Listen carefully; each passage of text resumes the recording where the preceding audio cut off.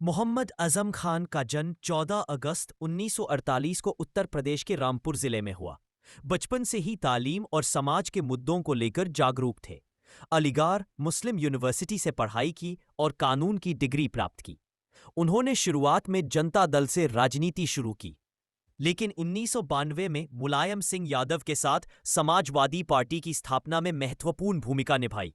वे लगातार 10 बार विधायक चुने गए और रामपुर विधानसभा से उनकी पकड़ बेहद मजबूत रही। उन्होंने यूपी सरकार में कई बार कैबिनेट मंत्री के रूप में काम किया, विशेष रूप से नगर विकास, अल्पसंख्यक कल्याण, जलेश्वर निर्माण और शिक्षा विभाग में। आजम खान का सबसे बड़ा सपना था मौलाना मोहम्मद अली जौहर विश्वविद्यालय, जिसे उन्होंने 2006 में स्थापित करना शुरू किया। लेकिन यही सपना बाद में उनके लिए सबसे बड़े विवादों का कारण बना। आरोप लगे कि यूनिवर्सिटी के लिए सरकारी और किसानों की जमीन जबरन अधिग्रहित की गई। इस पर 40 से अधिक मुकदमे दर्ज हुए, जिनमें शामिल थे जमीन कब्जा, फर्जी कागजात, सरकारी संपत्ति को नुकसान, भैंस चोरी जैसे हल्के लेकिन तंजीम। 2019-2024 के बीच आजम खान और उनके परिवार, पत्नी तंजीन फातिमा और बेटा अब्दुल्ला आजम पर कई केस दर्ज हुए।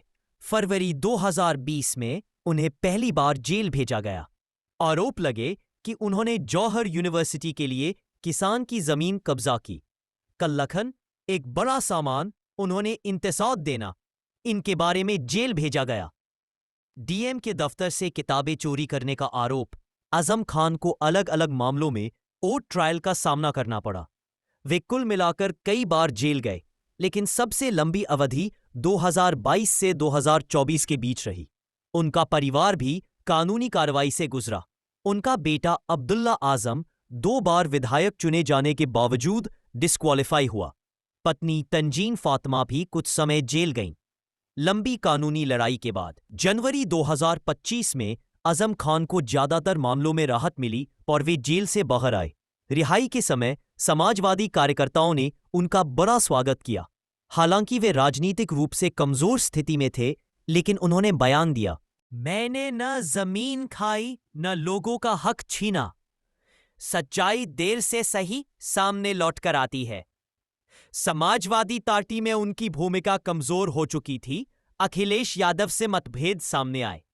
रामपुर की राजनीतिक पकड़ ढीली हुई। बीजेपी और प्रशासन से लगातार टकराव रहा, लेकिन उनके समर्थक अब भी उन्हें रामपुर का शेर कहते हैं।